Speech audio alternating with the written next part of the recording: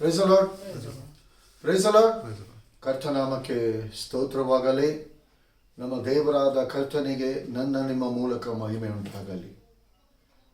ದೇವರ ವಾಕ್ಯ ಹೇಳ್ತದೆ, ಆತನು ಇಸ್ರಾಯೇಲರ ಸ್ತೋತ್ರ ಸಿಂಹಾಸನದಲ್ಲಿ ಆಸೀನರೂಢನಾಗಿರುವಂಥ ದೇವರು. ಇವತ್ತು ಅದೇ ಇಸ್ರಾಯೇಲರ ಸ್ತೋತ್ರ ಸಿಂಹಾಸನದಲ್ಲಿ ಆಸೀನರೂಢನಾಗಿರುವಂಥ ಪರಲೋಕದ ತಂದೆಯಾದ ದೇವರು ಇವತ್ತು ನನ್ನ ನಿನ್ನ ಹೃದಯದಲ್ಲಿ ಇದ್ದುಕೊಂಡು ಎಲ್ಲ ಸ್ತೋತ್ರವನ್ನು ಆತನು ಹೊಂದುತ್ತಿದ್ದಾನೆ, ಎಲ್ಲ ಮಹಿಮೆಯನ್ನು ಹೊಂದುತ್ತಿದ್ದಾನೆ ಆತನು. ಪ್ರಿಯ ದೇವ ಜನರೇ, ನಮ್ಮ ಜೀವಿತದಲ್ಲಿ ನಾವು ಯಾವುದಕ್ಕೆ ನಾವು ಪ್ರಾಮುಖ್ಯತೆಯನ್ನು ನಾವು ಕೊಡ್ತಾ ಇದ್ದೀವಿ? ನಮ್ಮ ಜೀವಿತದಲ್ಲಿ ಲೋಕದ ಸಂಗತಿಗಳಿಗೋಸ್ಕರ ನಾವು ಪ್ರಾಮುಖ್ಯತೆಯನ್ನು ನಾವು ಕೊಡ್ತಿದ್ದೀವ? ಇಲ್ಲ ದೇವರಾದ ಕರ್ತನಿಗೆ ನಾವು ಪ್ರಾಮುಖ್ಯತೆಯನ್ನು ಕೊಡ್ತಿದ್ದೀವ? ಯಾವಾಗ ಈ ಎರಡು ನಮ್ಮ ಜೀವಿತದಲ್ಲಿ ಎರಡು ಇರಲಿಕ್ಕೆ ಸಾಧ್ಯ ಇಲ್ಲ.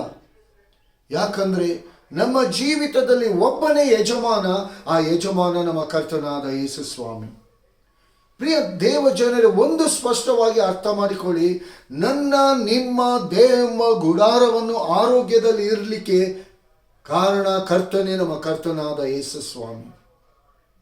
ದೇವರ ವಾಕ್ಯ ಹೇಳ್ತದೆ, ಆತನ ಬಾಸುಂಡೆ ನಮ್ಮನ್ನು ಗುಣಪಡಿಸಿದೆ. ಆತನ ಜಜ್ಜಲ್ಪಟ್ಟ ದೇಹ ಆತನ ಬಾಸುಂಡೆ ಆಗಿದೆ. ಆ ಪರಿಶುದ್ಧವಾದ ದೇಹ ಅಪರಿಶುದ್ಧವಾದಂಥ ನನ್ನ ನಿಮ್ಮ ದೇಹವನ್ನು ಶುದ್ಧಿಗೊಳಿಸಿ ಪರಿಶುದ್ಧತೆಯಲ್ಲಿ ನಡೆಸುವಂಥದ್ದಾಗಿದೆ. ಆದುದರಿಂದ ಪ್ರಿಯ ದೇವಜನರೇ, ಇವತ್ತಿನ ದಿನದಲ್ಲಿ ದೇವರಾದ ಕರ್ತನು ನನ್ನನ್ನು ನಿಮ್ಮನ್ನು ಯಾಕೆ ಇಷ್ಟು ಪ್ರೀತಿ ಮಾಡಬೇಕು? ಆತನು ಪ್ರೀತಿ ಮಾಡಲಿಕ್ಕೆ ನನ್ನಲ್ಲಿ ನಿಮ್ಮಲ್ಲಿ ಯಾವ ಯೋಗ್ಯತೆ ಇದೆ? ಇನ್ನು ಕೆಲವು ಕುಟುಂಬದವ್ರದ್ದು ಆ ಸಂತಾನದ, ನಾವಂಥ ಸಂತಾನದವರು, ಇಂಥ ಸಂತತಿಯವರು, ನಮ್ಮ ತಲೆಮಾರು ಆ ರೀತಿ, ನಮ್ಮ ತಂದೆ ತಾತ ಮುತ್ತಾತಂದಿರು ಅದು ಆ ರೀತಿ ಈ ರೀತಿಯಾಗಿ ಎಂಬುದಾಗಿ ಹೊಗಳಿಕೊಳ್ಳುವಂಥದ್ದಿದೆ. ಲೋಕದ ರೀತಿಯಲ್ಲಿ ಯಾವುದೇ ಸ್ಥಾನಮಾನ ನಿನಗೆ ಇರಲಿ, ಆ ಎಲ್ಲ ಸ್ಥಾನಮಾನದಿಂದ ಬಿಟ್ಟು ಹೋಗಲೇಬೇಕು. ಆದರೆ ಕರ್ತನಾದ ಯೇಸು ಕ್ರಿಸ್ತನಲ್ಲಿ ನೀವಿರುವುದಾದರೆ, ಕರ್ತನಾದ ಯೇಸು ಕ್ರಿಸ್ತನ ಪರಿಶುದ್ಧವಾದ ರಕ್ತದ ಮೂಲಕ ನೀವು ಶುದ್ಧೀಕರಿಸಲ್ಪಟ್ಟು ದೇವರ ಮಗನು ಮಗಳ ಆಗಿರುವುದಾದರೆ, ಆ ಪರಲೋಕದಲ್ಲಿ ಕೂಡ ಆ ಭಾಗ್ಯ, ಆ ಬಾಧ್ಯತೆ, ಆ ಸನ್ಮಾನ, ಆ ಮಹಿಮೆ ನಿಮಗೂ ಕೂಡ ಉಂಟಾಗ್ತದೆ ಪ್ರಿಯರೇ. ಇಂದಿನ ದಿನದಲ್ಲಿ ಈ ಲೋಕದಲ್ಲಿ ದೇವರಾದ ಕರ್ತನು ನನಗೆ ನಿಮಗೆ ಆಯುಷ್ಕಾಲವನ್ನು ಕೊಟ್ಟಿದ್ದಾನೆ. ಈ ಕೊಟ್ಟಿರುವಂಥ ಈ ಆಯುಷ್ಕಾಲ ಆ ಪರಲೋಕದ ತಂದೆಯಾದ ದೇವರು ನಮಗೆ ಕೊಟ್ಟಿರುವಂತಹ ಕೃಪೆ. ಈ ಕೃಪೆಯನ್ನು ನಾವು ಯಾವ ರೀತಿಯಾಗಿ ನಮ್ಮ ಜೀವಿತದಲ್ಲಿ ನಾವು ಬಳಸಿಕೊಳ್ತಾ ಇದ್ದೀವಿ, ಇದನ್ನು ನಾವು ಉಪಯೋಗಿಸಿಕೊಳ್ತಾ ಇದ್ದೀವಿ. ನಮ್ಮ ಲಾಭಕ್ಕೋಸ್ಕರ ನಾವು ಅದನ್ನು ಉಪಯೋಗಿಸ್ಕೊಳ್ತಿದ್ದೇವ, ಅಲ್ಲ ದೇವರ ಮಹಿಮೆಗೋಸ್ಕರ ನಾವು ಉಪಯೋಗ ಆಗ್ತಿದ್ದೀವ? ಇಲ್ಲಿ ದೇವರಾದ ಕರ್ತನು ಸ್ಪಷ್ಟವಾಗಿ ದೇವರ ವಾಕ್ಯ ಹೇಳ್ತದೆ, ನನ್ನನ್ನು ನಿಮ್ಮನ್ನು ದೇವರಾದ ಕರ್ತನು ಹೆಸರಿಡಿದು ಕರೆದಿದ್ದಾನಂತೆ. ಯಾವಾಗ ತಂದೆ ತಾಯಿಗಳು ಹೆಸರಿಡುವುದಕ್ಕಿಂತಲೂ ಮುಂಚೆ ತಾಯಿಯ ಗರ್ಭದಲ್ಲಿರುವಾಗಲೇ ದೇವರಾದ ಕರ್ತನು ಆ ಹೆಸರನ್ನು ಹಿಡಿದು ಕರೆದಿದ್ದಂಥ ದೇವರು.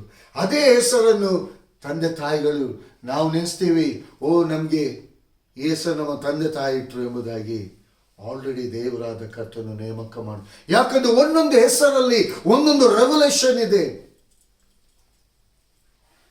ಪ್ರಿಯ ದೇವಜನರೇ, ಇವತ್ತಿನ ದಿನದಲ್ಲಿ ದೇವರಾದ ಕರ್ತನು ನನ್ನನ್ನು ನಿಮ್ಮನ್ನು ಈ ಲೋಕದಲ್ಲಿ ಇಟ್ಟಿರುವಂಥದ್ದು ಸುಮ್ಮನೆ ಏನೋ ಒಂದು ಲೋಕದ ವ್ಯವಹಾರ ಮಾಡಿಕೊಂಡು, ಲೋಕದ ರೀತಿಯಲ್ಲಿ ಎಂಜಾಯ್ಮೆಂಟ್ ಮಾಡಿಕೊಂಡುದು, ಲೋಕದ ರೀತಿಯಲ್ಲಿ ಜೀವಿಸ್ಲಿಕ್ಕೆ ಅಲ್ಲ ಪ್ರಿಯರೇ. ಇವತ್ತು ಲೋಕದಲ್ಲಿ ಎಲ್ಲವನ್ನು ದೇವರು ಕೊಟ್ಟಿದ್ದಾನೆ. ಇವತ್ತು ಯಾವ ರೀತಿಯಲ್ಲಿ ದೇವರ ಆತ್ಮನಲ್ಲಿದ್ದುಕೊಂಡು ಅದನ್ನು ನಾವು ದೇವರ ಮಹಿಮೆಗೋಸ್ಕರ ನಾವು ಉಪಯೋಗಿಸ್ತಾ ಇದ್ದೀವಿ. ಇವತ್ತು ನಾನು ಹೇಳ್ತಾ ಇದ್ದೀವ? ಇಲ್ಲ, ನನ್ನ ಕರ್ತನಿಂದ ದೇವರ ಆತ್ಮನಿಂದ ಎಂಬುದಾಗಿ ದೇವರ ಹಸ್ತಕ್ಕೆ ನಾವು ಒಪ್ಪಿಸಿಕೊಟ್ಟು ನಮ್ಮ ಜೀವಿತದಲ್ಲಿ ನಾವು ಮುಂದೆ ಹೋಗ್ತಿದ್ದೀವ. ಪ್ರಿಯ ದೇವಜನರೇ, ಇವತ್ತು ಲೋಕ ಸೈತಾನನ ಮೋಸದ ಸೆಳವಿಗೆ ಒಳಗಾಗಿ ಹೋಗಿದೆ. ಇವತ್ತು ಪ್ರತಿ ಒಬ್ಬೊಬ್ಬನಲ್ಲಿ ಏನೇ ಕೇಳಿದರು ಚಿಂತೆ ಚಿಂತೆ ಚಿಂತೆ ಚಿಂತೆ. ದೇವರ ವಾಕ್ಯ ಹೇಳ್ತದೆ, ಚಿಂತೆ ಮಾಡಿ ನೀನು ಒಂದು ಮೊಳ ನೀನು ಉದ್ದ ಬೆಳಿಕಾಗಲಿ ಗಿಡ್ಡಾಗ್ಲಿಕ್ಕಾಗಲಿ ನಿನ್ನಿಂದ ಆಗ್ತದ? ಇಲ್ಲ. ದೇವರ ಹಸ್ತಕ್ಕೆ ನಿನ್ನ ಭೂಯಾತ್ರೆಯ ಚಿಂತೆಯನು ಕಾರ್ತಗೋಪಿಸಿ ನಿಶ್ಚಿಂತನಾಗಿರು. ನಿನ್ನ ಭೂಯಾತ್ರೆಯ ಚಿಂತೆಯನು ಕಾರ್ತಗೋಪಿಸಿ ನಿಶ್ಚಿಂತನಾಗಿರು. ಭಯವು ಏತಕೆ, ಸಂದೇಹವೇತಕೆ, ಭಯವು ಏತಕೆ, ಸಂದೇಹವೇತಕೆ. ಕರ್ತನಿರುವಲ್ಲಿ ಚಿಂತೆಯೇತಕೆ. Praise the Lord. ಕರ್ತನಿರುವಲ್ಲಿ ಚಿಂತೆಯೇತಕೆ. ಪ್ರಿಯ ದೇವಜನರೇ, ಇವತ್ತು ಎಷ್ಟೋ ಜನರು ತಮ್ಮ ದೇಹದ ಬಲಹೀನತೆಯಲ್ಲಿ ಆ ರೋಗದಲ್ಲಿ ನರಳಾಡುತ್ತಾ, ಓ ನನ್ನ ಜೀವಿತ ಮುಗ್ದು ಹೋಯಿತು, ನಾನು ಇನ್ನು ಯಾರಿಗೂ ನಾನು ಬೇಡವಾಗಿದ್ದೀನಿ, ಎಲ್ಲರೂ ನನ್ನನ್ನು ತಳ್ಳಿಬಿಟ್ಟು ಬಿಟ್ಟಿದ್ದಾರೆ, ನಾನು ಯಾರಿಗೂ ಯಾರ ಗಣನೆಗೂ ನಾನು ಬರ್ತಾ ಇಲ್ಲ, ನನ್ನಿಂದ ಕೂಡ ಏನು ಮಾಡಲಿಕ್ಕೆ ಆಗ್ತಾ ಇಲ್ಲ, ಓ ದೇವರೇ ನಾನು ಏನು ಮಾಡಲಿ ಎಂಬುದಾಗಿ ಈಗ ಪ್ರಶ್ನೆ ಮಾಡ್ತಿದ್ದಾರೆ. ಪ್ರಿಯ ದೇವ ಜನರೇ, ದೇವರಾದ ಕರ್ತನು ಪ್ರತಿ ಒಬ್ಬೊಬ್ಬನು ನಿಮ್ಮನ್ನು ಪ್ರೀತಿಸಿ ನಿಮ್ಮನ್ನು ಅಂಗೈಯಲ್ಲಿ ಚಿತ್ರಿಸಿಕೊಂಡು ತನ್ನ ಪ್ರೀತಿಯ ಹಸ್ತದಲ್ಲಿ ನಿಮ್ಮನ್ನು ಪರಿಪಾಲಿಸುತ್ತಾ, ನಿಮ್ಮನ್ನು ಆಧರಿಸುತ್ತಾ, ನಿಮ್ಮನ್ನು ಸಂತೈಸುತ್ತಾ, ನಿಮ್ಮನ್ನು ಬಲಪಡಿಸುತ್ತಾ, ನಿಮಗೆ ಬೇಕಾದದೆಲ್ಲವನ್ನು ಒದಗಿಸಿಕೊಡುತ್ತಾ ನಿಮ್ಮನ್ನು ಕೈ ಹಿಡಿದು ನಡೆಸಿದಂಥ ಆ ಸಮಯವನ್ನು ಈ ಸಮಯದಲ್ಲಿ ನೀವು ನೆನಪು ಮಾಡಿಕೊಳ್ಳಿ. ದೇವರ ಪ್ರೀತಿಯನ್ನು ಎಷ್ಟು ನೀವು ಅರಿತುಕೊಂಡಿದ್ದೀರಾ? ಪ್ರಿಯ ದೇವಜನರೇ, ಅಂತ ನೀವು ಯಾರೇ ಆಗಿರಲಿ, ನೀವು ಯಾವ ಪರಿಸ್ಥಿತಿಯಲ್ಲಿ ಇರಲಿ, ಈ ಸಮಯ ಕೂಡ ಅದು ನಿಮ್ಮದಾಗಿದೆ. ಈ ಸಮಯದಲ್ಲಿ ಕೂಡ ದೇವರು ನಿಮ್ಮನ್ನು ಲಿಫ್ಟ್ ಅಪ್ ಮಾಡಲಿಕ್ಕೆ ಸಾಧ್ಯ. ಶಾಖ ರಾಮನ್ ದೋರ ಕಿ ಅಲಾರ ತಾರಾಮ.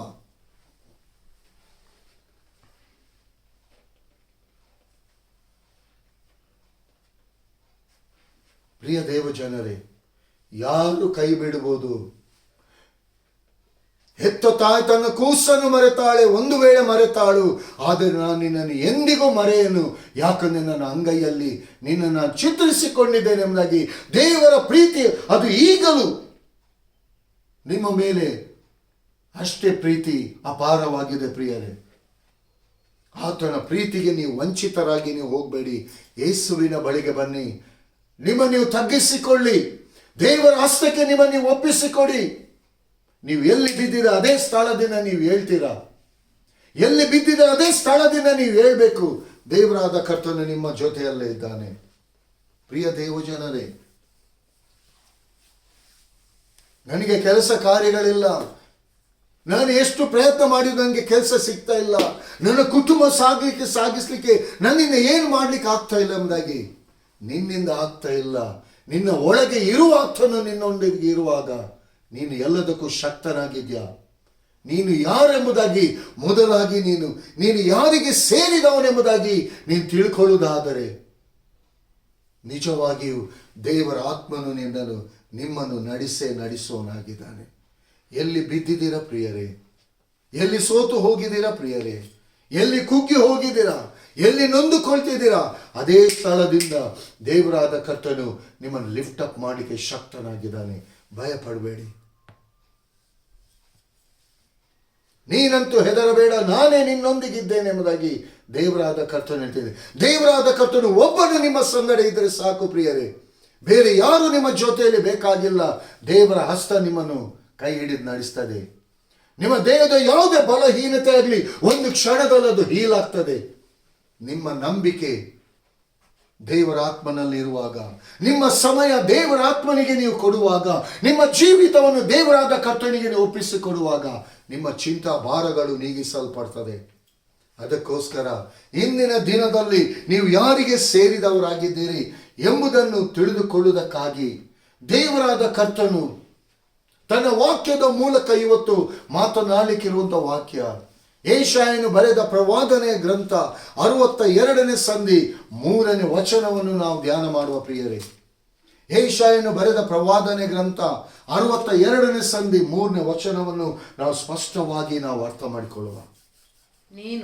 ನೀನು ಯೆಹೋವನ ಕೈಯಲ್ಲಿ ಸುಂದರ ಕಿರೀಟವಾಗಿಯೂ ನಿನ್ನ ದೇವರ ಹಸ್ತದಲ್ಲಿ ರಾಜ ಶಿರೋವೇಷ್ಟನವಾಗಿಯೂ ಇರುವೆ ಎಂಬುದು. ಪ್ರಿಯ ದೇವ ಜನರೇ, ಇಲ್ಲಿ ದೇವರ ವಾಕ್ಯ ಹೇಳ್ತದೆ, ಇವತ್ತು ನಿನ್ನ ಸ್ಥಾನವನ್ನು ದೇವರಾದ ಕರ್ತನು ಇವತ್ತು ಯಾವ ಸ್ಥಾನದಲ್ಲಿಟ್ಟಿದ್ದಾನೆ. ಇವತ್ತು ನಿನ್ನ ಕರ್ತನು ರಾಜಾದಿ ರಾಜನು, ಒಡೆಯರ ಒಡೆಯನು, ಕರ್ತನ ಕರ್ತನಾಗಿದ್ದಾನೆ. ಅಂತ ಪರಲೋಕದ ತಂದೆಯಾದ ದೇವರು, ಅಂತ ಪರಲೋಕದ ಯಜಮಾನನಾಗಿರುವಂತ ಆ ಅರಸನಾದ ಯೇಸು ಕ್ರಿಸ್ತನ ಹೇಳ್ತಿದ್ದಾನೆ, ನೀನು ಯೆಹೋವನ ಕೈಯಲ್ಲಿ ಸುಂದರ ಕಿರೀಟವಾಗಿದೆ. ಇವತ್ತು ನಿನ್ನ ಸ್ಥಾನ, ನಿನ್ನ ಜೀವಿತದಲ್ಲಿ, ನಿನ್ನ ಸ್ಪಿರಿಚುವಲ್ ಜೀವಿತ ಅದು ಕಿರೀಟವಾಗಿದೆ. ಇವತ್ತು ದೇವರಾದ ಕರ್ತನು ನಿಮ್ಮನ್ನು ಹೆಸರಿಡಿದು ಕರೆದು ಇವತ್ತು ತನ್ನ ಸೇವೆಯಲ್ಲಿ, ತನ್ನ ಆತ್ಮನಲ್ಲಿ ಇವತ್ತು ನಿಮ್ಮನ್ನು ನಡೆಸ್ತಾ ಇರುವುದಾದರೆ, ಇನ್ನು ಅನೇಕ ಜನರು ನಾವು ಯಾವುದಕ್ಕೂ ಪ್ರಯೋಜನ ಇಲ್ಲ, ನಮ್ಮಿಂದ ಏನು ಮಾಡಲಿಕ್ಕೆ ಸಾಧ್ಯ ಇಲ್ಲ, ನಾನು ಅಲ್ಪನು, ಯಾವುದಕ್ಕೂ ಗಣನೆಗೆ ಬಾರದವನು. ಎಸ್, ಅದು ನಿನ್ನ ಥಿಂಕಿಂಗ್, ಅದು ನಿನ್ನ ಆಲೋಚನೆ ಅದು. ಆದರೆ ಇಲ್ಲಿ ದೇವರ ಹೇಳ್ತಿದ್ದಾನೆ, ನೀನು ಯೆಹೋವನ ಕೈಯಲ್ಲಿ ಸುಂದರ ಕಿರೀಟವಾಗಿದೆ. ಇವತ್ತು ದೇವರಾದ ಕರ್ತನು ತನ್ನ ಹಸ್ತದಲ್ಲಿ ಇವತ್ತು ನನ್ನನ್ನು ನಿಮ್ಮನ್ನು ರಾಜನ ಸ್ಥಾನದಲ್ಲಿ, ರಾಜನ ಮಗಳಾಗಿ ಇಟ್ಟಿದ್ದಾನೆ. ಇವತ್ತು ನಮ್ಮನ್ನೇ ನಾವು ಕಡೆಗಾಣಿಸಿಕೊಳ್ತಿದ್ದೀವಿ. ದೇವರು ನಮ್ಗೆ ಇಟ್ಟಿರುವಂತ ಸ್ಥಾನದಿಂದ ನಾವೇ ಕೆಳಗಿಳಿತಾ ಇದ್ದೀವಿ. ಪ್ರಿಯ ದೇವ ಜನರೇ, ನೀವು ಘನವಂತರು, ನೀವು ಐಶ್ವರ್ಯವಂತರು, ನೀವು ಸರ್ವಜ್ಞಾನಿಗಳು. ಆದರೆ ಇವತ್ತು ಮನುಷ್ಯನ ಬಾಯಿಂದ ಹೊರಡುವಂತ ಮಾತು ಎಲ್ಲ ನೆಗೆಟಿವ್. ದೇವರು ತನ್ನ ಬಾಯಿಂದಂತ ನುಡಿದಂತ ಮಾತು, ನೀನು ಯೆಹೋವನ ಕೈಯಲ್ಲಿ ಸುಂದರ ಕಿರೀಟ. ಅಂದರೆ ಕಿರೀಟ ಅಂದರೆ ಎಂಬುದಾಗಿ ಹೇಳುವುದಾದರೆ, ನೀನು ಎಲ್ಲೇ ಲೋಕದಲ್ಲಿ ಯಾವ ಸ್ಥಳಕ್ಕೆ, ಯಾವ ಪ್ಲೇಸಿಗೆ ನೀನು ಹೋಗುವುದಾದರೆ ಜನರು ನಿನ್ನನ್ನು ನೋಡಿ, ಓ, ಇವನಲ್ಲಿ ಕ್ರಿಸ್ತನ ಆತ್ಮನಿದ್ದಾನೆ, ಇವನಲ್ಲಿ ಕ್ರಿಸ್ತನ ಆತ್ಮನಿದೆ. ಯಾಕಂದರೆ ನಿನ್ನ ಬಾಯಿಂದ ಹೊರಡುವಂತ ಜನರ ಮಧ್ಯದಲ್ಲಿ, ನಿನ್ನ ಕುಟುಂಬದ ಮಧ್ಯದಲ್ಲಿ, ನಿನ್ನ ಸಭೆಯ ಮಧ್ಯದಲ್ಲಿ, ಸಮಾಜದ ಮಧ್ಯದಲ್ಲಿ, ನಿನ್ನ ಸ್ನೇಹಿತರ ಮಧ್ಯದಲ್ಲಿ ನಿನ್ನ ಮಾತುಗಳು ರಾಜನ ಮಾತುಗಳಾಗಿರಬೇಕು. ಆ ಪರಲೋಕದ ತಂದೆಯಾದ ದೇವರಿಗೆ ಮಹಿಮೆಯನ್ನು ಉಂಟು ಮಾಡುವಂತ ಮಾತುಗಳಾಗಿರಬೇಕು. ಅನ್ಯರ ಮಧ್ಯದಲ್ಲಿ ದೇವರಾದ ಕರ್ತನು ನಿಮ್ಮನ್ನು ರಾಜನ ಸ್ಥಾನದಲ್ಲಿ ಇಟ್ಟಿದ್ದಾನೆ. ಪ್ರಿಯರೇ, ಇವತ್ತು ನಿಮ್ಮನ್ನು ನೀವು ಕೆಳಗಿನ ಸ್ಥಾನದಲ್ಲಿ ನಿಮ್ಮನ್ನು ಹಾಕಿಕೊಳ್ತಿದ್ದೀರ. ಓ, ನನ್ನಿಂದ ಯಾವುದೂ ಸಾಧ್ಯ ಇಲ್ಲ, ನಾನು ಸಾಲದಲ್ಲಿ ಮುಳುಗಿ ಹೋಗಿದ್ದೀನಿ, ನಾನು ನನ್ನ ಕುಟುಂಬದಲ್ಲಿ ಎಲ್ಲದಲ್ಲಿ ಯಾರಿಗೂ ಬೇಡವಾಗಿ ಹೋಗಿದ್ದೀನಿ, ಯಾರು ನನ್ನನ್ನು ಗಣನೆಗೆ ತರ್ತಾ ಇಲ್ಲ, ನನ್ನ ದೇಹದಲ್ಲಿ ಆ ರೋಗ ಇದೆ, ಈ ಬಲಹೀನತೆ ಇದೆ. ಇದೇ ನೆಗೆಟಿವ್ ಮಾತುಗಳು. ಆದರೆ ಹಲ್ಲೆಲೂಯಾ, ಅರಸನಾದಂಥ ದಾವೀದನು 40 ವರ್ಷ ಇಸ್ರಾಯೇಲ್ಯರನ್ನು ಆಳಿದಂಥ ವೇಳೆಯಲ್ಲಿ ಅವನು ರೋಗದಲ್ಲಿ ಬಿದ್ದದ್ದು ಎಲ್ಲಿ ದೇವರ ವಾಕ್ಯ ಇಲ್ಲ ಪ್ರಿಯರೇ. ಯಾಕಂದರೆ ಅವನ ದೇವರ ಹಸ್ತದಲ್ಲಿ ಅವನ ಕಿರೀಟ ಇತ್ತು. ಆ ರಾಜನ ಕಿರೀಟ 40 ವರ್ಷ ಅನುಭವಿಸಿದ ಮುಪ್ಪಿನ ಮುದುಕನಾಗಿ ಸತ್ತ ಅವನು. ರೋಗದಲ್ಲಿ ದಾವೀದನು ಸಾಯಲಿಲ್ಲ. ಅವನ ಆಯುಷ್ಕಾಲ ಆಲ್ರೆಡಿ ದೇವರಾದ ಕರ್ತನು ಅವನು ಕೊಟ್ಟಿರುವಂಥ ಆಯುಷ್ಕಾಲವನ್ನು ಮುಗಿಸಿದ. ಇವತ್ತು ದೇವರಾದ ಕರ್ತನು ಇವತ್ತು ನನಗೆ ನಿಮಗೆ ಒಂದು ಆಯುಷ್ಕಾಲವನ್ನು ಕೊಟ್ಟಿದ್ದಾನೆ. ಅದರ ಮಧ್ಯದಲ್ಲಿ ದೇವರ ವಾಕ್ಯ ಹೇಳ್ತದೆ, ನಾನು ನಿನಗೆ ದೀರ್ಘ ಆಯುಷ್ಯನ್ನು ಅನುಗ್ರಹಿಸಿ ನಾನು ನಿನ್ನನ್ನು ತೃಪ್ತಿಪಡಿಸ್ತೇನೆ. ದೇವರ ವಾಕ್ಯ ಹೇಳ್ತದೆ. ಇವತ್ತು ತೃಪ್ತಿ ಎಲ್ಲಿದೆ ಪ್ರಿಯರೇ? ಇವತ್ತು ಮನುಷ್ಯ ಮಾತನಾಡಿದರೆ ಎಲ್ಲ ಅತೃಪ್ತಿಯ ಮಾತುಗಳೇ. ನನ್ನಿಂದ ಏನು ಸಾಧ್ಯ ಇಲ್ಲ, ನಾನು ಸೋತು ಹೋದವನು, ನಾನು ಯಾರಿಗೂ ಬೇಡವಾಗಿ. ಅದು ನಿನ್ನ ಥಿಂಕಿಂಗ್ ಆಗಿದೆ, ನಿನ್ನ ಆಲೋಚನೆ ಆಗಿದೆ ಪ್ರಿಯರೇ, ಅದು ನಿಮ್ಮ ಆಲೋಚನೆ ಆಗಿದೆ. ಅದರಿಂದ ನೀವು ಹೊರಗೆ ಬನ್ನಿ. ಯಾಕಂದ್ರೆ ಅದರಿಂದ ನೀವು ಹೊರಗೆ ಬರುವುದಕ್ಕಾಗಿ ದೇವರು ನಿಮಗೆ ಕೊಟ್ಟಿರುವಂಥ ಸ್ಥಾನಮಾನವನ್ನು ತಿರುಗಿ ನೀವು ಅದನ್ನು ಅನುಭವಿಸುವುದಕ್ಕಾಗಿ ತನ್ನ ವಾಕ್ಯದ ಮೂಲಕ ನಿಮ್ಮನ್ನು ಪ್ರೀತಿ ಮಾಡಿ ಆ ಸ್ಥಾನದಲ್ಲಿ ಇರಿಸಲಿಕ್ಕೆ ದೇವರು ನಿಮ್ಮನ್ನು ಕರೀತಿದ್ದಾನೆ. ನಿಮ್ಮ ಬಾಯಲ್ಲಿ ಜೀವ ಇದೆ. ಒಂದು ವೇಳೆ ರೋಗದ ಬಲಹೀನತೆ ನಿಮ್ಮಲ್ಲಿದೆ, ಆ ಜೀವವನ್ನು ಮಾತನಾಡಿ. ಯಾಕಂದ್ರೆ ಯೇಸುವಿನ ರಕ್ತ ನಿಮ್ಮ ದೇಹದಲ್ಲಿ ಹರಿತಾ ಇದೆ. ನಿಮ್ಮ ದೇಹ ಗುಡಾರ ಯೇಸುವಿನ ರಕ್ತದ ಮೂಲಕ ಕವರ್ ಆಗಿದೆ. ನೀನು ಯೆಹೋವನ ಕೈಯಲ್ಲಿ ಸುಂದರ ಕಿರೀಟವಾಗಿದೆ. ಇವತ್ತು ದೇವರಾದ ಕರ್ತನು ದೇವನು ರಾಜಾದಿರಾಜನಾಗಿದೆ. ರಾಜನ ಮಕ್ಕಳಾದ ಇವತ್ತು ನಾನಾಗ್ಲಿ ನೀವಾಗ್ಲಿ ರಾಜನ ಮಕ್ಕಳಾಗಿ ನಾವು ಮಾತನಾಡಬೇಕು. ರಾಜನ ಮಕ್ಕಳಾಗಿ ನಮ್ಮ ಜೀವಿತ ಇರಬೇಕು. ಅದು ಬಿಟ್ಟು ಲೋಕದಲ್ಲಿರುವ ಅನ್ಯರಂತೆ ಮಾತನಾಡುವ ರೀತಿಯಲ್ಲಿ ಪ್ರಿಯ ದೇವಜನರೇ, ನಿಮ್ಮನ್ನು ನೀವು ಎಲ್ಲಿ ಕೂಡ ನಿಮ್ಮನ್ನು ಕಡೆಗಾಣಿಸಿಕೊಳ್ಳಬೇಡಿ. ಯಾಕಂದರೆ ದೇವರ ಹಸ್ತ ನಿಮ್ಮೊಂದಿಗೆ ಇದೆ ಪ್ರಿಯರೇ. ಯಾವುದೇ ಬಲಹೀನತೆ ಇರ್ಬೋದು, ಆ ಬಲಹೀನತೆಯಿಂದ ಹೊರಗೆ ಬರಲಿಕ್ಕೆ ದೇವರು ನಿಮಗೆ ಅಧಿಕಾರ ಕೊಟ್ಟಿದ್ದಾನೆ. ನಿಮ್ಮ ಬಾಯಲ್ಲಿ ಜೀವ ಇಟ್ಟಿದ್ದಾನೆ. ಆ ಜೀವ ನಿಮ್ಮನ್ನು ಜೀವದಲ್ಲಿ ಈ ಲೋಕದಲ್ಲಿ ನಡೆಸುವಂಥದ್ದಾಗಿದೆ. ಯಾತಕ್ಕೋಸ್ಕರ ಎಂಬುದಾಗಿ ಹೇಳುವುದಾದರೆ, ದೇವರಾದ ಕರ್ತನು ಇವತ್ತು ನಿಮ್ಮ ಮೂಲಕವಾಗಿ ಲೋಕದ ಮಧ್ಯದ ಆತನು ಮಹಿಮೆಯನ್ನು ಹೊಂದಲಿಕ್ಕೆ ಇಷ್ಟಪಡ್ತಿದ್ದಾನೆ.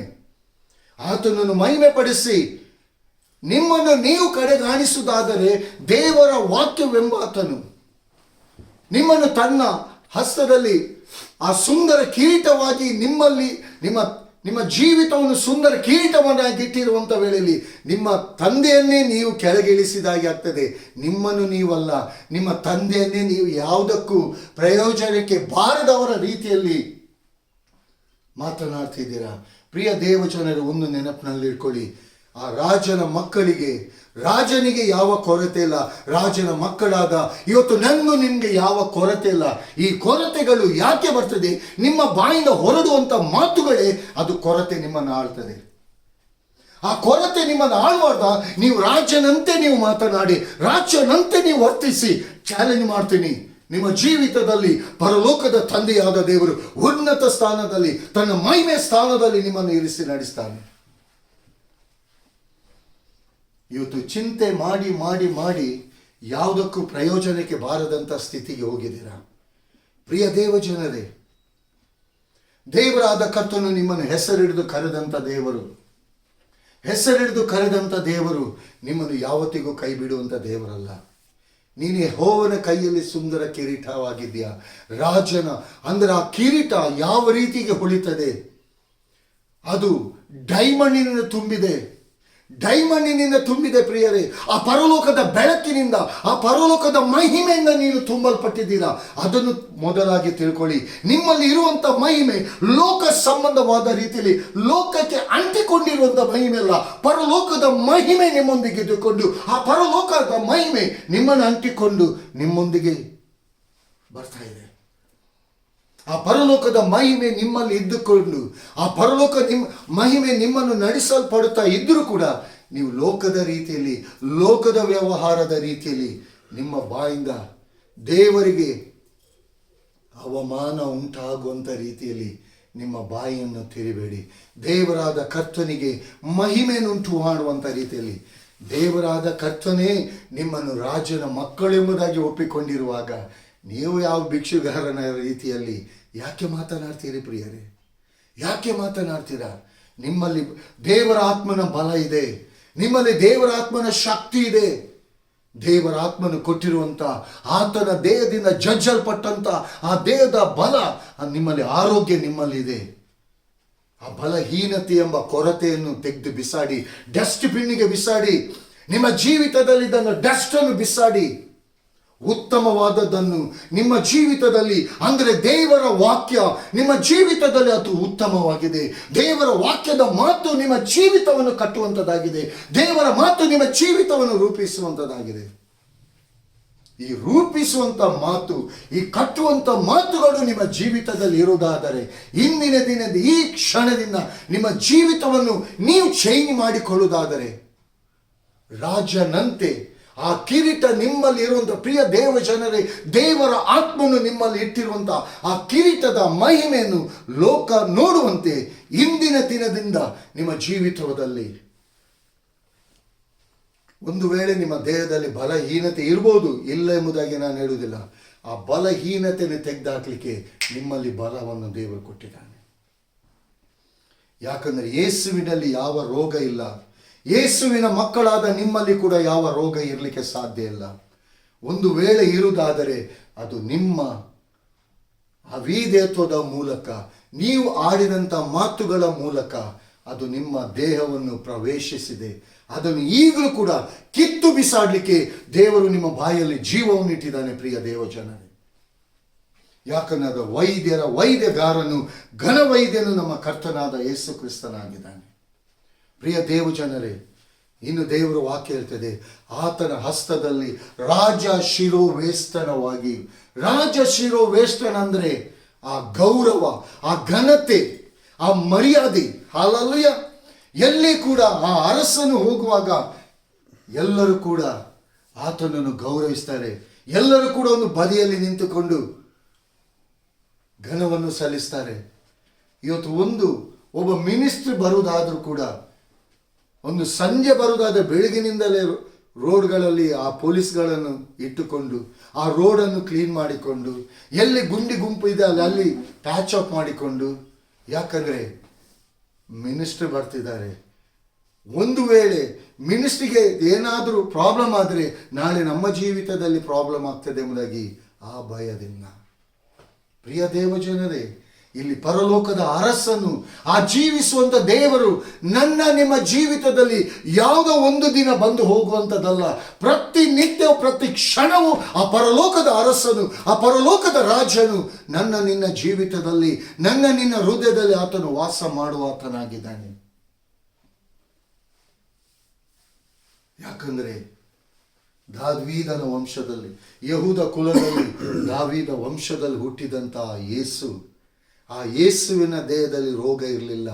ಯೇಸುವನ್ನು ನನ್ನ ನಿಮ್ಮ ಜೀವಿತದಲ್ಲಿ ಸ್ವಂತ ರಕ್ಷಕನಾಗಿ ಅಂಗೀಕಾರ ಮಾಡಿಕೊಂಡ ವೇಳೆಯಲ್ಲಿ ಯಾವ ರೋಗದ ಬಲಹೀನತೆಗಳು ನನ್ನನ್ನು ನಿನ್ನನ್ನು ಟಚ್ ಮಾಡುವುದಿಲ್ಲ. ಪ್ರಿಯ ದೇವಜನರೇ, ರಾಜ ಶಿರೋವೇಷ್ಟನ. ಇವತ್ತು ಲೋಕದಲ್ಲಿ ದೇವರಾದ ಕರ್ತನು ಲೋಕದ ಅನ್ಯ ಜನರ ಮಧ್ಯದಲ್ಲಿ ಒಂದು ಘನತೆಯನ್ನು, ಆ ಗೌರವವನ್ನು ದೇವರು ನಿನಗೆ ಇಟ್ಟಿದ್ದಾನೆ. ಆ ಗೌರವವನ್ನು ನೀನೇ ಕಡೆಗಾಣಿಸಿದರೆ ಇನ್ನು ಯಾರು ಆ ಘನತೆಯನ್ನು ಕೊಡಲಿಕ್ಕೆ ಸಾಧ್ಯ? ಪ್ರಿಯ ದೇವಜನರೇ, ಯಾಕಂದರೆ ದೇವರಾದ ಕರ್ತನು ಇವತ್ತು ನಿಮ್ಮನ್ನು ಕರೆದಂಥ ಒಂದು ಉನ್ನತವಾದ ಒಂದು ಉದ್ದೇಶ ಇರ್ತದೆ. ನೀವು ಯಾವುದೇ ಊರಲ್ಲಿ, ಯಾವುದೇ ಪಟ್ಟಣದಲ್ಲಿ, ಯಾವುದೇ ದೇಶದಲ್ಲಿ ನೀವು ಇರ್ರಿ, ದೇವರಾದ ಕರ್ತನು ತನ್ನ ಚಿತ್ತ, ತನ್ನ ಉದ್ದೇಶದ ಮೇರೆಗೆ ಕರೆದಂಥ ದೇವರು. ಆ ಉದ್ದೇಶ, ಆತನ ಚಿತ್ತ ನಿಮ್ಮ ಜೀವಿತದಲ್ಲಿ ಫುಲ್ಫಿಲ್ ಆಗುವುದಕ್ಕೋಸ್ಕರವಾಗಿ ಇಲ್ಲಿ ತನ್ನ ವಾಕ್ಯದ ಮೂಲಕ ತಿರುಗೊಂದಾವರ್ತಿ ದೇವರು ನಿಮ್ಮನ್ನು ಎಚ್ಚರಿಸ್ತಿದ್ದಾನೆ. ನೀವು ರಾಜನ ಮಕ್ಕಳು ಪ್ರಿಯರೇ. ನೀವು ವಾಕ್ಯವನ್ನು ಕೇಳುವಂತ ನೀವು ಯಾರೇ ಆಗಿರಲಿ, ನೀವು ರಾಜನ ಮಕ್ಕಳು, ರಾಜನ ಸ್ಥಾನದಲ್ಲಿ. ಯಾಕಂದ್ರೆ ಆ ರಾಜನು ತನ್ನ ಮಕ್ಕಳಿಗೆ ಉನ್ನತವಾದ ಅಧಿಕಾರವನ್ನು ಕೂಡ ಕೊಟ್ಟಿದ್ದಾನೆ. ಈ ಅಧಿಕಾರದೊಂದಿಗೆ ದೇವರು ನನಗೆ ನಿನಗೆ ಕೊಟ್ಟಿರುವಂಥ ಅಧಿಕಾರ, ಅಯ್ಯೋ ನಾನು ಯಾವುದಕ್ಕೂ ಪ್ರಯೋಜನ ಇಲ್ಲ, ನನ್ನಿಂದ ಏನು ಮಾಡಲಿಕ್ಕೆ ಸಾಧ್ಯ ಇಲ್ಲ. ಯಾವಾಗ ನೋಡಿದರೂ ಕೂಡ ಯಾರ ಹತ್ರ ಏನು ಮಾತನಾಡಿದರೂ ಈ ನೆಗೆಟಿವ್ ಮಾತುಗಳೇ ಬರ್ತಾ ಇದೆ. ತುಂಬ ಬೇಸರಿಕೆ ಆಗ್ತದೆ ಪ್ರಿಯರೇ. ಇಲ್ಲಿ ದೇವರಾದ ಕರ್ತನು ನನ್ನ ನಿನ್ನ ಮೇಲೆ ಎಷ್ಟೊಂದು ನಂಬಿಕೆಯನ್ನು ಇಟ್ಟಿದ್ದಾನೆ. ಇವತ್ತು ಆ ನಂಬಿಕೆಯನ್ನು ನಾವು ವ್ಯರ್ಥ ಮಾಡಬಾರ್ದು ಪ್ರಿಯರೇ. ದೇವರ ವಾಕ್ಯ ಕೇಳುವಂಥ ನಿಮ್ಮ ಜೀವಿತದಲ್ಲಿ 100% ಅದು ನೆರವೇರುವಂಥದ್ದಾಗಿದೆ ಪ್ರಿಯರೇ. ಇವತ್ತು ನಿಮ್ಮ ರಾಜನ ಮಕ್ಕಳಾಗಿ ಆತನು ಇಟ್ಟಿದ್ದಾನೆ. ರಾಜನ ಮಕ್ಕಳಾಗಿ ನಿಮ್ಮನ್ನು ನೋಡ್ತಿದ್ದಾನೆ. ರಾಜನ ಮಕ್ಕಳಾಗಿ ನಡೆಸಲಿಕ್ಕೆ ಆತ ತನ್ನ ಹಸ್ತವನ್ನು ಚಾಚಿದ್ದಾನೆ. ಆತನ ಹಸ್ತವನ್ನು ನೀವು ಹಿಂದಕ್ಕೆ ತಳ್ಳಬೇಡಿ. ನೀವು ಎಲ್ಲಿ ಹೋದ್ರೂ ಕೂಡ ಆ ಸ್ಥಾನದಲ್ಲಿ ಇದ್ದುಕೊಂಡು ನೀವು ಹೋಗುವಾಗ ಎಲ್ಲದರಲ್ಲಿ ನೀವು ಕೃತಾರ್ಥರಾಗ್ತೀರ. ನಿಮ್ಮ ಒಳಗೆ ಇರುವಂತ ಆ ದೇವಾದಿ ದೇವನು, ರಾಜಾದಿ ರಾಜನು, ಕರ್ತಾದಿ ಕರ್ತನು ಎಂಥ ದೇವರೆಂಬುದಾಗಿ ಲೋಕದ ಜನರು ನಿಮ್ಮ ಮೂಲಕ ಕಾಣುವಂತೆ ದೇವರಾದ ಕರ್ತನು ನಡೆಸ್ತಾನೆ.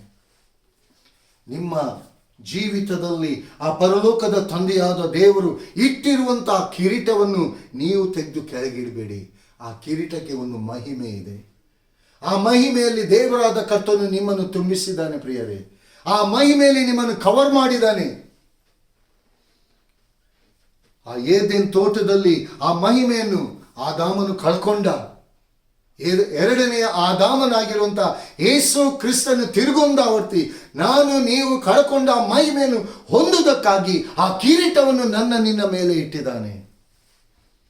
ಆ ಕಿರೀಟಕ್ಕೆ ಕಾರಣ ತಂದೆಯಾದ ದೇವರು ತನ್ನ ಮಗನಾದ ಯೇಸು ಕ್ರಿಸ್ತನನ್ನು ಈ ಲೋಕಕ್ಕೆ ಕಳಿಸಿಕೊಟ್ಟು ಆತನ ಪರಿಶುದ್ಧವಾದ ರಕ್ತದ ಮೂಲಕವಾಗಿ ನಿನ್ನ ಜೀವಿತದ ಆ ಪಾಪ ಶಾಪಗಳನ್ನು, ಆ ಕೊರತೆ ಎಂಬ ಸಂಗತಿಗಳನ್ನು, ಆ ನೆಗೆಟಿವ್ ಎಂಬ ಸಂಗತಿಗಳನ್ನು ಕಿತ್ತು ಹಾಕುವುದಕ್ಕಾಗಿ ಹೊಸ ಸ್ಥಾಪನೆ ನಿಮ್ಮ ಜೀವಿತದಲ್ಲಿ ಹೊಸ ಜೀವಿತವನ್ನು ಸ್ಥಾಪಿಸುವುದಕ್ಕೋಸ್ಕರ ಇಲ್ಲಿ ದೇವರಾದ ಕರ್ತನು ಹೇಳ್ತಿದ್ದಾನೆ, ನೀನು ಯೆಹೋವನ ಕೈಯಲ್ಲಿ ಸುಂದರ ಕಿರೀಟವಾಗಿದೆ. ಒಂದು ತಿಳ್ಕೊಳ್ಳಿ ಪ್ರಿಯರೇ, ದೇವರ ಕೈಯಲ್ಲಿ ನೀವಿದ್ದೀರಾ, ದೇವರ ಹಸ್ತದಲ್ಲಿದ್ದೀರಾ. ದೇವರಾದ ಕರ್ತನು ತನ್ನ ಎದೆಗೆ ನಿಮ್ಮನ್ನು ಅಪ್ಪಿಕೊಂಡಿದ್ದಾನೆ. ಇದನ್ನು ಸ್ಪಷ್ಟವಾಗಿ ಅರ್ಥ ಮಾಡಿಕೊಳ್ಳಿ. ನಿಮ್ಮನ್ನು ನೀವು ಎಲ್ಲಿ ಕೆಳಗೆ ಮಾಡಿಕೊಳ್ಬೇಡಿ. ದೇವರು ನಿಮ್ಗೆ ಇಟ್ಟಿರುವಂಥ ಸ್ಥಾನದಿಂದ ಕೆಳಗಿಳಿಬೇಡಿ ಪ್ರಿಯರೇ. ನಾನು ಎಷ್ಟೋ ಸರಿ ಹೇಳಿದ್ದೀನಿ, ಒಂದು ಪ್ರಿನ್ಸಿಪಾಲ್, ಒಂದು ಕಾಲೇಜಿನಾಗಲಿ, ಒಂದು ಸ್ಕೂಲ್ ಪ್ರಿನ್ಸಿಪಾಲ್ ಪಿಯೋನ್ ಕೆಲಸ ಮಾಡಲಿಕ್ಕೆ ಸಾಧ್ಯನಾ? ಪಿಯೋನು ಪ್ರಿನ್ಸಿಪಾಲ್ದ ಕೆಲಸ ಮಾಡಲಿಕ್ಕೆ ಪಿಯೋನೇ, ಪ್ರಿನ್ಸಿಪಾಲ್. ಅದೇ ರೀತಿಗೆ ಆ ಪ್ರಿನ್ಸಿಪಾಲ್ ಆ ಸ್ಥಾನ ದೇವರು ನಿಮ್ಗೆ ಇಟ್ಟಿದ್ದಾನೆ. ಆ ಪಿಯೋನ್ನ ಸ್ಥಾನಕ್ಕೆ ನೀವು ಬರಬೇಡಿ. ನಿಮ್ಮನ್ನು ಕೆಳಗೆ ಹಾಕಿ ಕೆಳಗಿನ ಸ್ಥಾನದಲ್ಲಿ ಇಡ್ಲಿಕ್ಕಲ್ಲ, ರಾಜನ ಸ್ಥಾನದಲ್ಲಿ ದೇವರಾದ ಕರ್ತ ನಿಮ್ಮನ್ನು ಇಟ್ಟಿದ್ದಾನೆ ಪ್ರಿಯರೇ. ತಿಪ್ಪೆಯಲ್ಲಿದ್ದಂಥವರನ್ನು ಅರಸು ಸ್ಥಾನಕ್ಕೆ ತರ್ತಾನಂತೆ ಆತನು. ಯಾವಾಗ ಆತನಲ್ಲಿ ಆ ನಂಬಿಕೆ ಮೂಲಕವಾಗಿ ದೇವರ ಆತ್ಮನ ಅನ್ಯೋನ್ಯತೆಯಲ್ಲಿ ದೇವರ ವಾಕ್ಯದಲ್ಲಿ ನಂಬಿಕೆಯನ್ನಿಟ್ಟು ದೇವರ ವಾಕ್ಯದ ಮೂಲಕ ನೀವು ಆತನನ್ನು ಮಹಿಮೆಪಡಿಸುತ್ತಾ ನಿಮ್ಮ ಜೀವಿತದಲ್ಲಿ ನಿಮ್ಮ ಬಾಯಿಂದ ಹೊರಡುವಂಥ ಮಾತುಗಳು ಎಲ್ಲವೂ ದೇವರನ್ನು ಮಹಿಮೆ ಪಡಿಸುವುದಾದರೆ ನಿಮ್ಮನ್ನು ಕೂಡ ಈ ಲೋಕದಲ್ಲಿ ಆತನು ಮಹಿಮೆ ಪಡಿಸುತ್ತಾ ಸುಂದರ ಕಿರೀಟವಾಗಿ ರಾಜಶಿರೋವೇಷ್ಟನವಾಗಿ ನಿಮ್ಮನ್ನು ಆಶೀರ್ವದಿಸಿ ತನ್ನ ಕೃಪೆಯಿಂದ ಆತನು ನಡೆಸುವನಾಗಿದ್ದಾನೆ. ಒಂದು ಸ್ಪಷ್ಟವಾಗಿ ಅರ್ಥ ಮಾಡ್ಕೊಳ್ಳಿ, ದೇವರ ಬಾಯಿಂದ ನಿಮ್ಮ ಜೀವಿತದಲ್ಲಿ ಪ್ರವಾದನೆಯಾಗಿ ದೇವರು ನಿಮ್ಮನ್ನು ಹೆಸರಿಡಿದು ಕರೆದಿದ್ದಾನ, 100% ನಿಮ್ಮ ಜೀವಿತದಲ್ಲಿ ಆ ಪ್ರವಾದನೆ ನೆರವೇರ್ತದೆ. ಸ್ಪಿರಿಚುವಲ್ ಅಲ್ಲಿ ಝೀರೋ ಆಗಬೇಡಿ. ಸ್ಪಿರಿಚುವಲ್ ಅಲ್ಲಿ ನೀವು ಹೀರೋ ಆಗಲೇಬೇಕು. ಲೋಕದ ರೀತಿಯಲ್ಲಿ ನೀವು ಝೀರೋ ಇರ್ಬೋದು, ಸ್ಪಿರಿಚುವಲ್ ಮೂಲಕವಾಗಿ ದೇವರಾದ ಕರ್ತನು ಲೋಕದಲ್ಲಿ ಹೀರೋ ಸ್ಥಾನಕ್ಕೆ ದೇವರು ತರ್ತಾನೆ. ಇವತ್ತು ಎಷ್ಟೋ ಜನರು ಹೀರೋಗಳಾಗಿದ್ದು ಇವತ್ತು ಝೀರೋ ಸ್ಥಾನದಲ್ಲಿ ಎಷ್ಟೋ ಜನರಿದ್ದಾರೆ. ಯಾಕಂದರೆ ಇವತ್ತು ಆ ಸ್ಪಿರಿಚುವಲ್ ಎಂಬ ಗ್ರೋತ್ ಇಲ್ಲದೆ, ಆ ಸ್ಪಿರಿಚುವಲ್ ಅಂದರೆ ಪ್ರಾರ್ಥನೆ ಜೀವಿತ, ದೇವರ ವಾಕ್ಯದ ಜೀವಿತ. ಇವತ್ತು ವಾಕ್ಯ ಕೇಳ್ತೀರಾ, ಪ್ರಾರ್ಥನೆ ಮಾಡ್ತೀರಾ, ಒಂದು ಕಿವಿಯಿಂದ ಕೇಳಿ ಇನ್ನೊಂದು ಕಿವಿಯಿಂದ ಬಿಡುವಂಥದ್ದು. ಇದಾದರೆ ನೀವು ಝೀರೋನೇ. ನೀವು ಹೀರೋ ಆಗಬೇಕಾ? ದೇವರ ವಾಕ್ಯವನ್ನು ಕೇಳಿ ಹೃದಯದೊಳಗೆ ತಂದುಕೊಂಡು ಆ ವಾಕ್ಯದ ಮೂಲಕವಾಗಿ ದೇವರ ಆತ್ಮನಿಗೆ ಮಹಿಮೆಯನ್ನುಂಟು ಮಾಡುವ ರೀತಿಯಲ್ಲಿ ನೀವು ನಂಬಿಕೆಯನ್ನು ಮುಂದೆ ಕಾಲಿಡುವುದಾದರೆ ನಿಮ್ಮ ಜೀವಿತದಲ್ಲಿ ನೀವು ಹೀರೋಗಳಾಗಿರ್ತೀರಾ. ರಾಜನ ಮಕ್ಕಳಾಗಿ ನೀವು ಜೀವಿಸ್ತೀರಾ ಪ್ರಿಯರೇ. ನೀವು ರಾಜನ ಮಕ್ಕಳಾಗಿ ಜೀವಿಸುವುದಕ್ಕಾಗಿ ಈ ಲೋಕದಲ್ಲಿ ದೇವರು ನಿಮ್ಮನ್ನು ಇಟ್ಟಿದ್ದಾನೆ. ಇದನ್ನು ಅರ್ಥ ಮಾಡಿಕೊಳ್ಳಿ. ನೀವು ಕೊರತೆಯಲ್ಲಿ ಬಿದ್ದು ನರಳಾಡಲಿಕ್ಕೆ, ರೋಗದಲ್ಲಿ ಬಿದ್ದು ನರಳಾಡಲಿಕ್ಕೆ ದೇವರು ನಿಮ್ಮನ್ನು ಕರೀಲಿಲ್ಲ, ರಾಜನ ಸ್ಥಾನದಲ್ಲಿ. ಯಾಕಂದ್ರೆ ಆ ಕಿರೀಟ ನಿಮ್ಮ ಜೀವಿತದಲ್ಲಿ ಯಾವಾಗಲೂ ಹೊಳಿತಿರಬೇಕು. ಅದು ದೇವರಾದ ಕರ್ತನೇ ನಿಮ್ಮ ಜೀವಿತದಲ್ಲಿ ಇಟ್ಟಂಥ ಕಿರೀಟ, ಯಾವ ಮನುಷ್ಯನು ಇಟ್ಟಂಥ ಕಿರೀಟ ಅಲ್ಲ. ರಾಜ ಶಿರೋವೇಷ್ಟನ ಆ ಅಧಿಕಾರವನ್ನು ಕೂಡ ಪರಲೋಕದ ತಂದೆಯಾದ ದೇವರೇ ನನಗೆ ನಿಮಗೆ ಕೊಟ್ಟಿದ್ದಾನೆ. ಆ ಅಧಿಕಾರದಿಂದ ನೀವು ಹೊರಗೆ ಬರಬೇಡಿ. ಆ ಅಧಿಕಾರವನ್ನು ಉಪಯೋಗಿಸಿ, ಅಧಿಕಾರದಲ್ಲಿ ನೀವು ಮುಂದೆ ಹೋಗಿ. ನಿಮ್ಮನ್ನು ನೀವು ಕಡೆಗಾಣಿಸಿಕೊಳ್ಬೇಡಿ ಪ್ರಿಯರೇ. ನಿಮ್ಮಲ್ಲಿ ಆ ಶಕ್ತಿ ಇದೆ, ನಿಮ್ಮಲ್ಲಿ ಆ ಶಕ್ತಿ ಇದೆ, ಆ ಜೀವ ನಿಮ್ಮಲ್ಲಿ ಇದೆ. ಅದನ್ನು ಉಪಯೋಗಿಸಿ, ದೇವರ ಮಹಿಮೆಗೋಸ್ಕರವಾಗಿ ಉಪಯೋಗಿಸಿ. ಪ್ರಿಯ ದೇವ ಜನರೇ, ದೇವರಾದ ಕರ್ತನೆ ಇವತ್ತು ನಿಮ್ಮ ವಿಷಯದಲ್ಲಿ ಕಿರೀಟದ ರಾಜನ ಕಿರೀಟ ನಿಮ್ಮ ಜೀವಿತದಲ್ಲಿ ನಿಮ್ಮ ತಲೆಯ ಮೇಲೆ ಇಟ್ಟಿರುವುದಾದರೆ, ಆತನ ಹಸ್ತದಲ್ಲಿ ರಾಜ ಶಿರೋವೇಷ್ಟನ ಅಂದ್ರೆ ಆ ಗೌರವ, ಘನತೆ, ಮಾನ, ಮರ್ಯಾದೆ ಎಲ್ಲವನ್ನು ದೇವರು ಕೊಟ್ಟಿದ್ದಾನೆ. ಅದರಿಂದ ನೀವು ಹೊರಗೆ ಬರಬೇಡಿ. ನಾನು ಯಾವುದಕ್ಕೂ ಪ್ರಯೋಜನ ಇಲ್ಲ ಎಂಬುದಾಗಿ ಹೇಳಬೇಡಿ. ನನ್ನ ಕರ್ತನು ಶಕ್ತನು, ನನ್ನನ್ನು ಎಲ್ಲದಲ್ಲಿ ನಡೆಸಲು ಆತನು ಶಕ್ತನು. ನಾನು ಎಲ್ಲಿ ಬಿದ್ದಿದ್ದೇನೋ ಅಲ್ಲಿಂದಲೇ ನನ್ನನ್ನು ಎತ್ತಿ ನಿಲ್ಲಿಸಲಿಕ್ಕೆ, ಸ್ಥಾಪಿಸಲಿಕ್ಕೆ, ಎಲ್ಲರ ಮುಂದೆ ನಾನು ಕಳ್ಕೊಂಡ ಘನತೆ, ಮಾನ, ಮರ್ಯಾದೆಯನ್ನು ಆತನು ತಿರುಗಿ ಕೊಡಲಿಕ್ಕೆ ಶಕ್ತನಾಗಿದ್ದಾನೆ ಎಂಬುದಾಗಿ ನೀವು ನಂಬಿಕೆ ನೀಡುವುದಾದರೆ ಎಲ್ಲವನ್ನು ನೀವು ಹೊಂದಿಕೊಳ್ತೀರಾ. ಆ ಕಿರೀಟ ನಿಮ್ಮಲ್ಲಿ ಲೋಕ ಕಾಣ್ತದೆ. ಆ ರಾಜ ಶಿರೋವೇಷ್ಟನದ ಆ ಗೌರವ, ಆ ಮರ್ಯಾದೆ ಅದು ತಿರುಗಿ ನಿಮಗೆ ಕೊಡಲ್ಪಡ್ತದೆ. ನೀವೇನನ್ನು ನಾನು ಎಲ್ಲವನ್ನು ಕಳ್ಕೊಂಡಿದ್ದೇನೆ ಎಂಬುದಾಗಿ ತಿಳ್ಕೊಳ್ತೀರಾ. ತಿರುಗೊಂದಾವರ್ತಿ ಪಡ್ಕೊಳ್ಳುವುದಕ್ಕಾಗಿ ದೇವರ ಹಸ್ತಕ್ಕೆ ಒಪ್ಪಿಸಿಕೊಡಿ. ದೇವರು ಈ ವಾಕ್ಯಗಳನ್ನು ಆಶೀರ್ವದಿಸಲಿ. ಕರ್ತನಾಮಕ್ಕೆ ಮಹಿಮೆ ಉಂಟಾಗಲಿ. Amen. Praise the Lord. Thank you daddy. Thank you Holy Spirit. ಪರಿಶುದ್ಧನಾದ ತಂದೆಯಾದ ದೇವರೇ, ನಿನ್ನ ಜೀವವುಳ್ಳ ವಾಕ್ಯದ ಮೂಲಕ ನಿನ್ನ ಮಕ್ಕಳಿಗೆ ನೀನು ತಿಳಿಯಪಡಿಸುವುದೇನೆಂದರೆ, ನೀವು ರಾಜನ ಮಕ್ಕಳು. ಆ ರಾಜನ ಕಿರೀಟ ನಿಮ್ಮಲ್ಲಿ ಇಡಿಸಲ್ಪಟ್ಟಿದೆ. ಆ ಕಿರೀಟ ದೇವರ ವಾಕ್ಯವಾಗಿದೆ.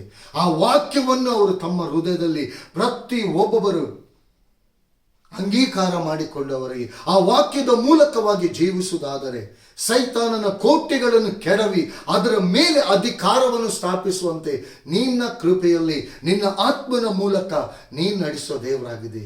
ಕರ್ತನೆ, ಯಾರ್ಯಾರು ಯಾವ್ಯಾವ ಕೊರತೆಯಲ್ಲಿದ್ದಾರೋ, ಯಾವ್ಯಾವ ಬಲಹೀನತೆಯಲ್ಲಿದ್ದಾರೋ, ಯಾವ್ಯಾವ ಸಾಲದ ನೊಗದಲ್ಲಿ ಬಿದ್ದು ನರಳಾಡ್ತಿದ್ದ ಪರಿಶುದ್ಧಾತ್ಮನೇ, ನೀನೆಲ್ಲವನ್ನು ನೋಡ್ತಿದ್ದಿ. ಅವರೆಲ್ಲರನ್ನು ಆ ಬಂಧನದಿಂದ ಕರ್ತನೆ ನಿನ್ನ ಧರ್ಮದ ಬಲಗೈಯನ್ನು ಚಾಚಿ ನೀನು ಅದರಿಂದ ಹೊರಗೆ ಕರ್ತನೆ. ನಿನ್ನಲ್ಲಿ ನಿರೀಕ್ಷೆ, ನಿನ್ನಲ್ಲಿ ಭರವಸದಿಂದ ಜೀವಿಸ್ಲಿಕ್ಕಾಗುವಂಥ ಕೃಪೆಗೆ ನಡೆಸು.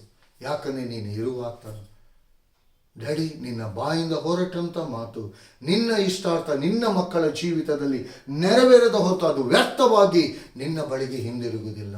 ನೀನು ಒಳ್ಳೆ ದೇವರು, ನೀನು ಜೀವಿಸುವಂಥ ದೇವರು. ನಿನ್ನ ಜೀವವುಳ್ಳ ಕಾರ್ಯಗಳನ್ನು ನಿನ್ನ ಮಕ್ಕಳಲ್ಲಿ ನೀನು ನಡೆಸುವುದಕ್ಕಾಗಿ ಸ್ತೋತ್ರ. ಯೇಸುವಿನ ದಿವ್ಯ ನಾಮದಲ್ಲಿ ನಂಬಿಕೆಯಿಂದ ಬೇಡಿದ್ದೇನೆ ನಮ್ಮ ತಂದೆಯೇ. Bless in the name of Jesus. Bless in the name of Jesus.